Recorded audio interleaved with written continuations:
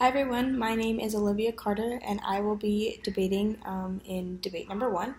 And my argument is that the United States should not intervene militarily to protect human rights because military intervention cannot produce positive results. So here it goes. Humanitarian intervention is the use of military force to address extraordinary suffering of people, such as genocide, massacres of civilians, forced displacement of populations, large-scale sexual violence, or some other significant violation of human rights where people's suffering results from their own government's actions or their failures to act. These interventions are also called armed humanitarian interventions. They are interventions to protect, defend, or rescue other people from abuse attributable to their own government. It is important to note that armed intervention is conducted without the consent of the offending nation. Due to the various incidences where armed humanitarian intervention of the United States has inflated the very issues that it seeks to diminish, it cannot be deemed as a valuable tool for maintaining global peace and security. Too often do these missions result in more civilian casualties and the exacerbation of the violence. It rarely provides a long-term solution to these conflicts full of history and complexity.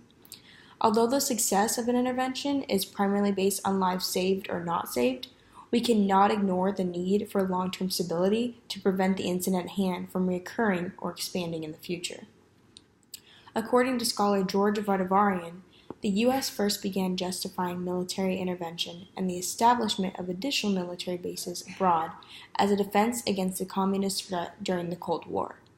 During the Cold War period, the former President John F. Kennedy authorized 163 stealthy actions to topple unfavorable governments and replace them with governments and institutions more amenable to the American geopolitical interests. This essentially meant supporting local forces against these regimes and using military force when deemed necessary. Additionally, Vardavarian states there was a fundamental shift in the modes of American imperial intervention in the late 1970s when the United States began to facilitate and organize insurgencies against regimes it considered unfavorable to its interests, including Afghanistan and Iraq. When we look at the recent history of our military intervention in the Middle East, it becomes exceedingly clear that it cannot produce positive results.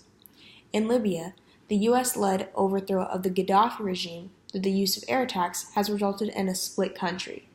There is extreme violence and war between various tribal factions that can be attributed to the discovery of Gaddafi's abundant arms stockpile, the ISIS takeover of the coastal city of Sirte, and the radical jihadist bases that are being formed. In Iraq and Syria, ISIS captured the cities of Ramadi in Iraq and Palmyra in Syria. In Afghanistan, the Taliban attacked the parliament building in Kabul, overran 2 northern districts, and threatened the city of Kunduz.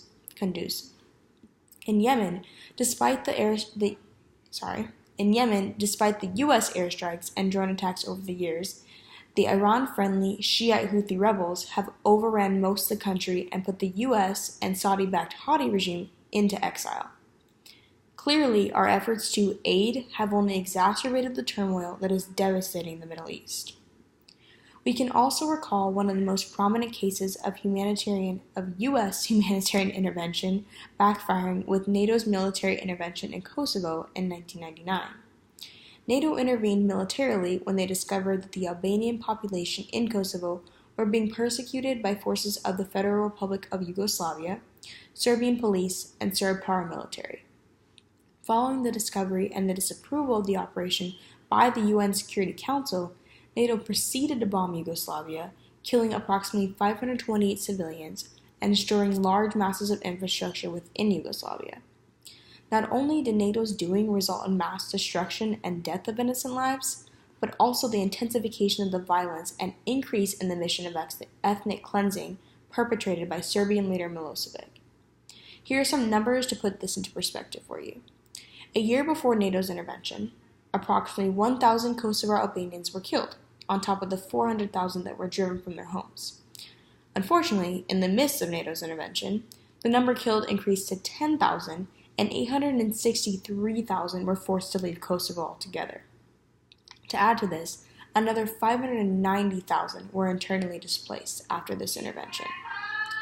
One additional point worth mentioning is the military operations hindering of the humanitarian aid and NGO work that was being done, as the peacekeeping monitors present were withdrawn for their own protection due to NATO's entrance within the country.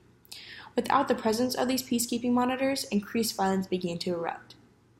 So, concluding this, given our past experiences with military intervention failing to produce positive results on multiple accounts, we can conclude that the harm done in trying to resolve conflict abroad far outweighs any gains it hopes to bring in the future. Thank you for listening, and that is my argument.